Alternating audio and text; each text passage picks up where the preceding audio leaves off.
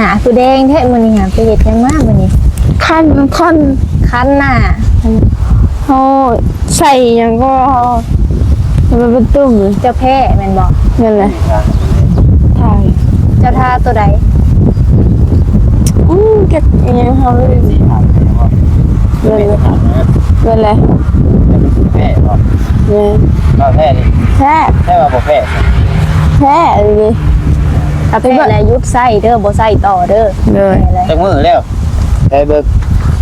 หน้าน้องแดงเด้จากที่แบบแก้มแดงแล้วแดงบนหน้าบัดนี้ มึงเบิกโบจะวัดใช้กันมาด้วยสิเบิกแพ้ลีนี่เนาะ แค่นี้แค่นี้ เว้ยซื้อนั่นมือเศร้านี้เราบ่ใส่โดนต่อย โดนต่อย ขี่รถมาดีถึงต่อยว่า โอ้ย ในเศร้าเที่ยวแถวบ้านปลาไหลนี่ เนี่ยแต่เลย โดนต่อยยังไงอยู่ เพิ่ง จักอีหยังตัวสีเหลือง แดงหมด คิดว่านั่นเนาะตายแล้วเบิดแล้วพี่น้องเนาะตอนนี้เดือนน้องน้อย ว่าเบาตูนเพิ่นว่าเบาแล้วเมื่อวานกัดจังโมงเขามาชม มาให้ จังว่าเพิ่นยังสมทบกันแบบใดหรือว่าตูนบ่สิเอาเข้ามาหรือว่าในใดหั่นนะ เอาแจ้งบอกอีกทีนึงพี่น้องเนาะทรายเงินน้องน้อยเบิดเด้อผู้ใดมีงบผู้ใดสิสร้างขมากะสั่งเด้อ เอาอยู่ได้สักคำว่าสร้างขมานี่คือบ่ได้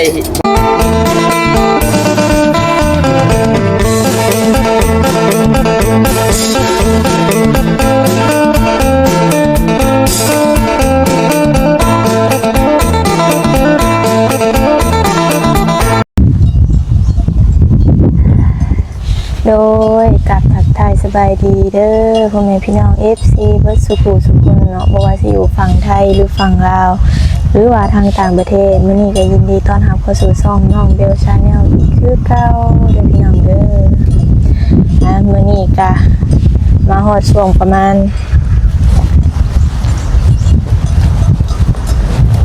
อึบเดี๋ยวมึงเด้อ7 โมงดิเนาะโมงกับบริษัทสาบิลกันประมาณ10 โมง 16 นาทีนี่ก็อยู่ที่ดินเงินของน้องน้อยเด้อพี่น้องเด้อมาอัปเดตเงินของน้องน้อยนะตอนนี้ก็จักน้องน้อยเป็นอยู่ทางไหนแหละเปิดดู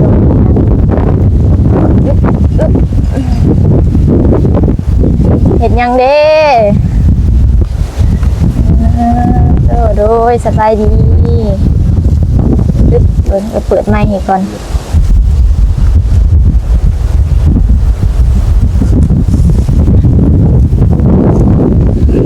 โตหนาคือแดงแท้มื้อนี้หาไปเฮ็ดจังมามื้อนี้คันหน้าโอ้ใส่ยังก็มันเป็นตุ่ม เจ้าแพ้แม่นบ่ นั่นแหละถ่าย เจ้าท่าตัวใด เก็บยังเขาเลย สีถามเลยว่าไม่ได้ถามนะ นั่นแหละ จะเป็นแพ้ป่ะ เนี่ย ก็แพ้นี่ แท้ แพ้ว่าบ่แพ้ แท้เลย เอาแพ้แล้วยุบไส้เด้อบ่ไส้ต่อเด้อ เลย จังมือแล้วได้เบิก หน้าน้องแดงเด้จากที่แบบแก้มแดงแล้วแดงบนหน้าบัดนี้ มึงเบิกโบจะวัดใช้กันมาด้วยสิเบิกแพ้ลีนี่เนาะ แค่นี้แค่นี้ โอ้เบิ่ง แสดงว่า จะทา ครีมตัวนั้นแล้วมันบ่ทึก จะทาจากมือ ถ้า3 มื้อแล้วมื้อนี้เขาบ่ได้ท่าวันนี้ บ่ได้ทาแล้วมันขึ้นบ่เป็นยังไง ใช่ไหมบ่เฮาหรือว่าแพ้วะ ถ้าแพ้บ่ไส้ จะทามือแรกมันเป็นยังไง มันก็เย็นธรรมดา มือสอง ก็ธรรมดา แต่มือสองอะไรมันเป็นยังแต่มือนี่บ่ได้ทา นั่น บ่ได้ทาเลยขั้นหน้าแดงขึ้น ต้องเป็นไส้ตัวที่แบบมันมีวิตามินซีบ่อะไรเวลาเฮาทาอะไรเฮาบ่ได้ทากันแดดหน้ามันสิแสบออกแดดออกหยังเลยถ้าว่าทาตัวแห้งแล้วมันบ่มีกันแดดป้องกันแล้วมันแสบ แพ้บ่คนแบบนี้คือว่าก ระเพาะ คือว่าเฮาบ่ได้ใช้เฮาหยุดใช้มัน กระเพาะบ่สองว่าง่ายๆก็ ปกติจะใช้ตัวแบบได้สถานะครับ เฮานะเขาใส่ครีมอันนั้นใส่กันแดดอันตัวใส่น้ำเด้ โอ้ยเหียนกันแดดใส่น้ำบ่ โอ้ยน้องเอ้ยเนาะแค่หยังจะซ่า คือ อัน เว้ยซื้อนั่นมื้อเช้านี้เราบ่ใส่โดนต่อย โดนต่อย ขี่รถมาดีถึงต่อยบ่ โอ้ย แต่เช้าเที่ยวแถวบ้านปลาไหลนี่ เนี่ยแต่เลย โดนต่อยยังไงอยู่ เพิ่ง จักอีหยังตัวสีเหลือง แดงหมด เพิ่ง ที่แรกก็คือมันยีนแถวเนาะ บ่เพิ่งก็ คือ มี เรายีนโดดมาใส่เครื่องแม่งไหม้แต่คือในใจปั๊บเขาเลยที่แรกปวดบาดเจ็บปุ๊บยีนบ่กระปอยก็แล้วผมคือต่อดีครั้งที่สองสีเจ็บอีกรูปเบิ่งแนมเบิ่งในแวนสีตัวสีเหลืองคือปัดออกไว้บ่โทมันเข้าได้เสือได้ที่แรกมันอยู่ใน บ่มีมันก็เพิ่ง แม่นสองอย่างนี่แหละ เด็ดว่ะ เพราะว่าข่อยก็เคยเทื่อ บอก นึง เลขบ่ว่ะเนาะใครแต่มันต่อซะนี่เนาะมันตอดปากคือลุงตอดปากคือลุงหนวดก็ตอดตาครับพวกนี้ นั่นจะเป็นว่าลงเหมือนกัน ฮักก็ว่าสิเล่ามื้อนั้นว่าอันแม่นโดนมาฝึกต่อยบ่ต่อยอีกไว้ดีเนาะเป็นกรรมโอ้ย หายังมางัดเขาละมันบ่ออกง่ายดอกแซมบักมันใครเนี่ยาก แม่นบ่ แม่นแน่น้องน้อยดึงผ้าออกมาเอามางัดกัน เกินความสามารถ เอานะเอาผ้างัดกันเลยไปจังไงโอ้ย หัดได้ค่ะ แงะทั้งขางลองเบิงเอามือก็ยังบ่รอดเลยก็ค่อยแงะจังมันเป็นหยังยี่ห้อนี่มักใครยาก ใหม่เด้อ แต่เรื่องใส่ใส่ดีแต่ว่าใครยาก ทุกคนแบบต่างไปเจ้าบ่มาครับ ใส่แพ้แห้งบอกนะ กับพี่มันคันเลย คันยังคันอยู่บอกตอนนี้ คัน มีแต่ว่ายุดใส่เด้อแล้วบ่ใส่แบบนี้ฮะเราจะใส่โตที่เจ้าเคยใส่หั่นแหละ เลย บ่ใส่ทั่วทิพย์ทั่วแดนเพราะว่าผิวหนาบางคนมันบ่คือกันก็คือเอื้อยเนี่ยเอื้อยบางเถื่อเอื้อยก็ยังแพ้บางอย่างเลยกะเจ้าก็แพ้อีกแบบเอื้อยก็แพ้อีกแบบบางเถื่อโตจะใส่เอื้อยถือบางเถื่อโตเอื้อยใส่เจ้าก็ถือกันนี้นะ เลย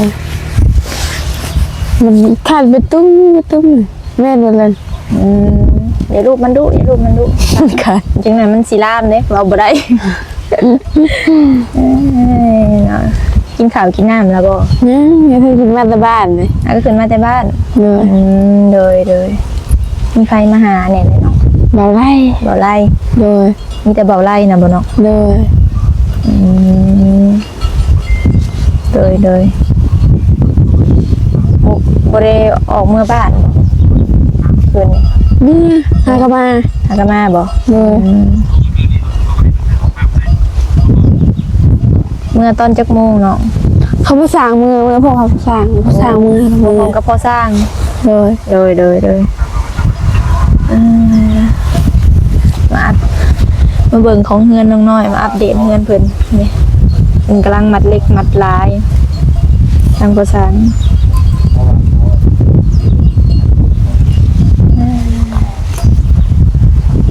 มันนี่ก็อากาศพออยู่แน่เนาะพี่น้องเนาะ เลยล่มมัน แม่นมีลมแต่ก็มีแดดอ่อนๆเมื่อวานนี้ลมแล้วก็อยากมืดๆเนี่ยเนาะ เลย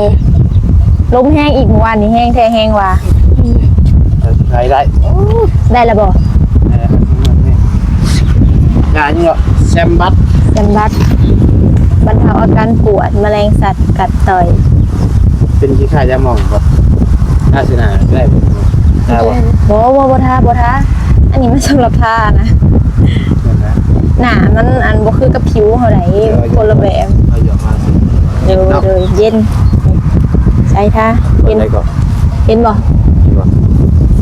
แม่นปลายลงใส่หลาย บ่แสบบ่ ๆบ่แซ่บ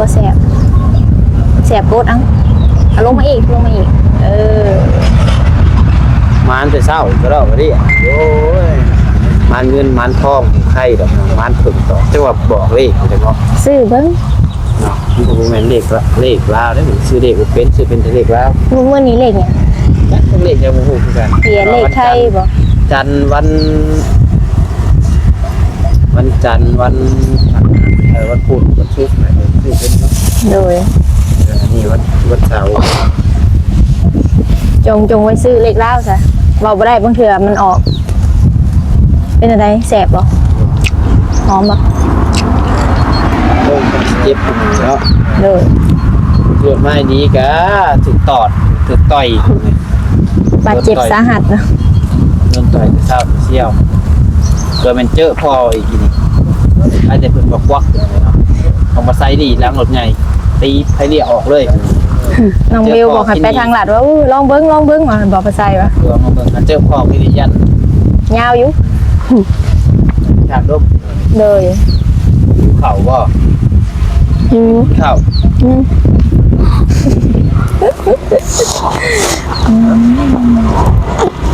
ไปเดินถึงมาใช้นอนใช้มันคือ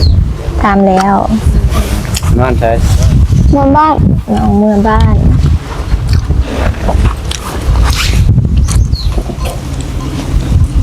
เอาขนมมาแต่ใส่นะน้องเขาสั่งขนมกระต้ม เลี้ยงสิ แดงเบิดหนาน้องแล้วก็แบบ ออกแดดแห้งแดดแห้งแถบออกแดด พยายามอย่าออกแดดเลยไงหาหมวกหายังมาคุมไว้ก่อน เนี่ยออกแดดนี่คือออกแถบว่า แล้วเสร็จแล้วเสร็จเรียกงานได้ ก็บ่ให้ก้อนเนาะ พักก่อนบอก มือว่านนี่แหละแฉบบ่หนาครับ เลย โอ้แดดชิงแห้งเด้อมื้อนี้เด้อ เลย แล้วก็อ่านลมเนี่ยนะ ใส่เอา หมวกกันน็อกคอยวันนี้พิเศษเนี่ยวันนี้ถือตังค์มานั่งนะ เด็ดแต่น้อยก็บ่เฮ็ดโต แบกตังค์มาแต่สโนว์จนฮอดต้องเห็น มาเลยก็แบบเมื่อ โดยตังค์ปิกนิกตังค์นั่ง แบบถึงขักเลย สิลบ 300ยูนิเทล มีหอดผีเนาะ นี่ หาสิเห็น ขอไปส่งฮอดเพื่อนน้อยๆได้ขอไปส่งก็ได้เด้ แมนบอกคนส่งใหม่บ่ หากระสิ อ เห็น รถนี่แล้วบ่ส่งจักกัน เหลือทำไร แล้วก็เป็นพวกที่บริษัทนี่แล้วว่า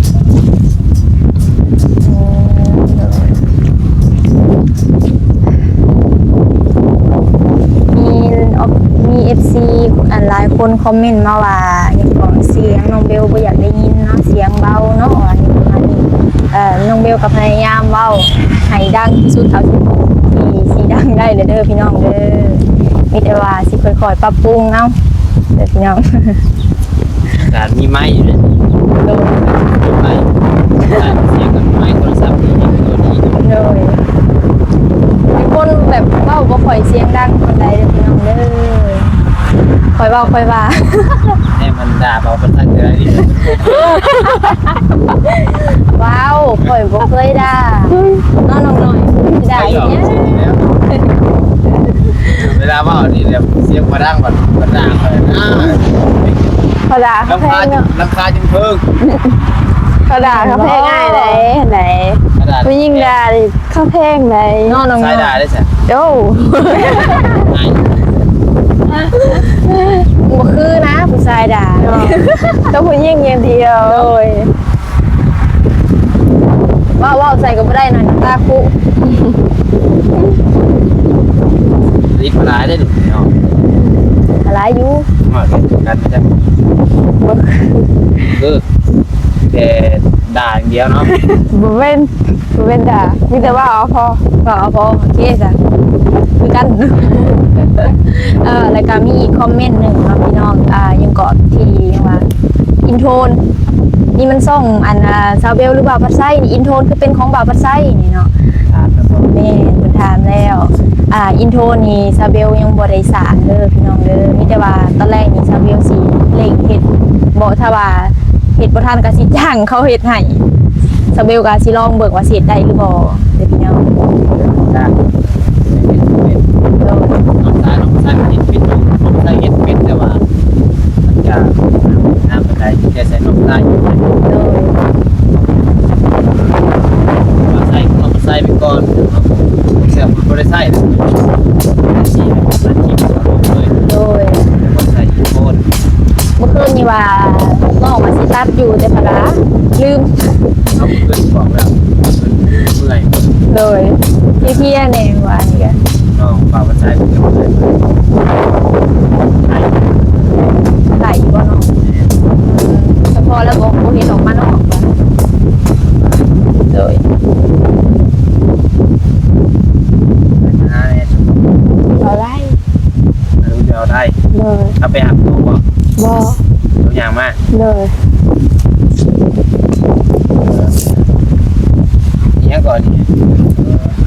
ยาง สากบ่โอ้สากนี่แบบ มีอันเดียว ทั้งใหญ่ทั้งยาว ปรับขนาดตามใจได้ สากโคกได้สนองคือเห็นแต่สากกว่านี้หรือว่ามือบอกเนี่ย อยู่หูบ่ เกียด โอ้ย ประเด็น น้ำกินมันขึ้นมาปะไว้ห่างหมูเนี่ยหมูมันจะอยู่บุก งานแล้วยานแล้วได้ยิ่งสักเนาะ ได้อยู่แต่บ่ถึงคันว่าเอาแอะขนาดนั้นเลย ลาเห็นผู้ชายนะครับต้องเอาไว้ยิ่งแบบเราอีหยังก็บ่ได้นะ นั่นแบบบ้านก็เห็นคนนี้ แม่นเลยใครอันอีหยังก็เห็นบ่ได้เลยเด้ใครน้ำก็บ่ได้ เดียวกั ไป น ทุกน้ำเนาะ โอ้ยคำว่าเห็นบ่าวตุกฉันนี่แบกแล้ว กะมันใครบ่ได้เด้บางเถื่อแบบฟ้ามันน้อยเนาะมันเน้นบัดนี้หาบ่คือฟ้าใหญ่เด้เห็นมีแฟนก็ให้แฟนใครให้มันจึงง่าย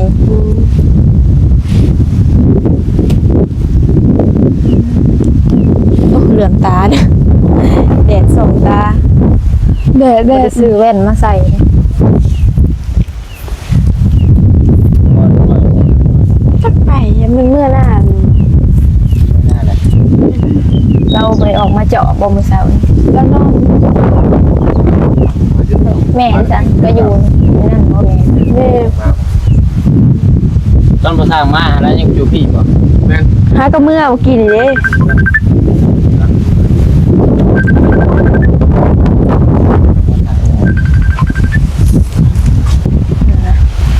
เฮ้ยมีคนมาแจ้งข่าวดงข่าวดีเดี๋ยวบ่น้องหน่อย นี่หวานบ่าวตูน อืมเขาแจ้งมาในแต่นั้นเนาะ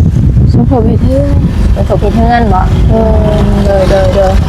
มาแต่ทางใดเด้เนาะอ้ายเลย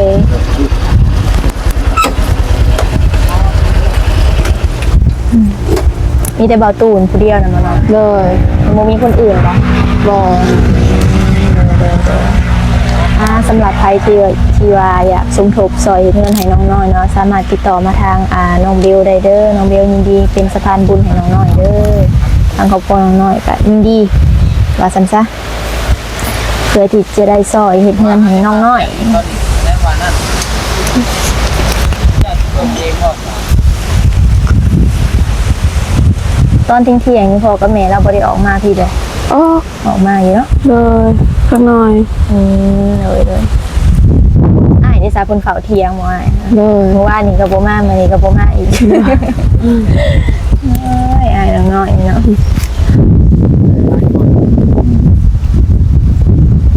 นี่ทางภาษาเพิ่นเฮ็ดเวียก มันเล็กมันตาแถวเอวเพื่อนเขาเอิ่นว่ายังก่อข้านบ่เรือว่าก่ออี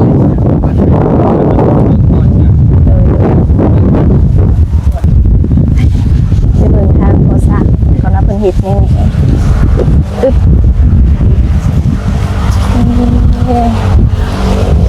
ไปดีพ่อสร้างโอ้ยมัดเล็กเฮ็ดยังนี่ก็พอเฮ็ดคานเฮือนโอ้เลยมัดเล็กมัดลาไว้ถาแล้ว โอ้มันจะเศร้าเติมเหมือนเดิมเนาะ โดยพากันเล่งออกมาแต่เช้าๆโตมัดเล็กมัดลาแบบนี้ แม่น โดยโต อันนี้ พี่นี่ลืมเอาไม้ให้พ่อสร้างไม้อยู่น้ำน้องน้อยเด้อพี่น้อง และขอบใจเพิ่นอีกเทื่อหนึงแล้วทางบ่าววัดชัยกับแฟนเพิ่น โดย ได้แล้วหัวสวมก็ดีบาทนี่ ชื่อแล้วก็ คือแล้ว เท่าไรน่ะ กันห้อง400,000เช้าตัวต่อเอาได้400,000ก็ คือว่าเรือใช้น้ำมันเซตหนึ่งเนาะ ผู้นี้ให้ผู้จะเพิ่มมานำกับ40ข่อยก็เอา10,000กับพักก็ซื้อขนมกินนี่เด้กิน นี่คือบุหรี่คนละครึ่งรถ โอ้ยมันน่าพอแล้ว บ่มันเรือเด้ผมเพิ่นว่าใส่40ก็เพิ่นก็เขาก็ทอน มัน40 เพิ่นผู้มานำกันเพิ่นก็เลยให้ของตัวเองก็มันบกหลายแหละใส่50ซื้ออาหารกินด้วยกันนี่แหละก็เพิ่นก็ว่าบ่ได้กินข้าวเช้ามื้อหน้าพุ่นแหล้วจังสิให้เพิ่นหลายแน่ จังสิได้ก็เฮ็ดไป ตั้งนี่ จัดมาพี่ก่อนแป๊บเดียว แล้วอีกด้านหนึ่งมาต่ออีกด้านหนึ่งเนาะภาษา แม่นมันว่าเพิ่นบ่มามีแต่เฮาก็เฮ็ดมัดเล็กมัดหยังดัดปอกไว้ โดย ถ้าทรายพุ่นแหล้ว โอ้ทรายเบิดบ่ แม่นถ้า อ คันทรายบ่เบิดกับก่อแล้วเรียบร้อยเฮาจังมัดแล้วเท คือว่านั่นเนาะ แม่น ตายแล้วเบิดแล้วพี่น้องเนาะตอนนี้เดือนน้องน้อย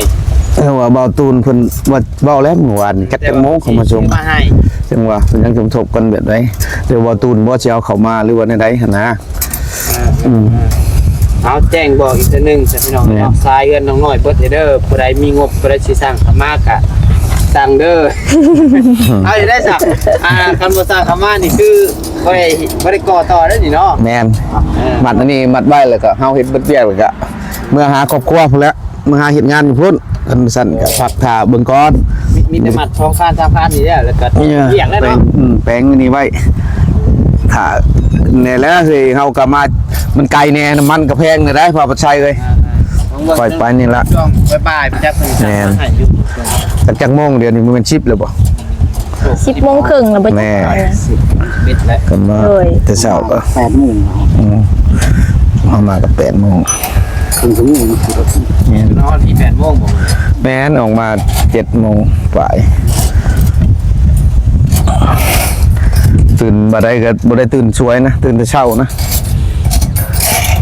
ว่าเมื่อแรงมาจากติดโควิดบางก่อนขึ้นมาได้ปุ่มนี่อันแค่ในเมื่อไว้ชาก็คือเก่าเลยบ่ใช่คันแบบ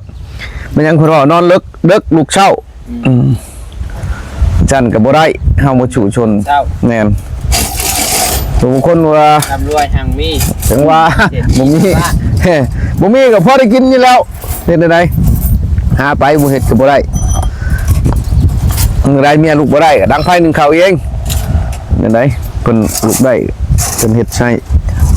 อยากมานำมื้อนี้ข่อยว่าโอ้ยหยุดก่อนผมมาก็บ่มีเวียกดอกว่ะ เนี่ยมานำ กันมือเทหลายๆแม่นแหละกันว่าพื้นมัดเล็กก็มัดบ่ได้ดอกมันงานมันยากมันบ่มีหูหลายเฮาได้ทับได้เจาะได้ฝุ่นใส่ โดย คนมาแล้วให้เผาเพื่อนแล้วคนตีช่างก็เชียร์ดวงหนึ่งเอาเปล่าว่าโอ้คนตีตัวมันงามแน่จงไว้อยู่เพื่อนบ่ฮู้จักว่ามันสิเสียกระชั้นก็ถือมาเฮ็ดน้ำก็แล้วเนาะไปถามว่า 3-4 แสนโอ้ยจ้าแล้วสิซื้อเอาตัวแสนปลายนี่เหี้ยโอ้ยลมนี่นะเว้ย ลมอันนี้ คนเฮาบ่ โอเควันนี้สิได้ขอจบคลิปปิดคลิปไปก่อนเท่านี้เด้อ เด้อขอบใจหลายๆเด้อ สู้ๆเด้อพ่อสร้างเด้อ เด้อ สำหรับคลิปนี้สาวเดียวก็จะปิดคลิปจบคลิปได้เพียงเท่านี้เด้ออย่างพี่น้องว่าผิดพลาดประการใดก็ขอโทษขออภัยหลายๆเด้อสำหรับคลิปนี้ไปแล้วสบายดี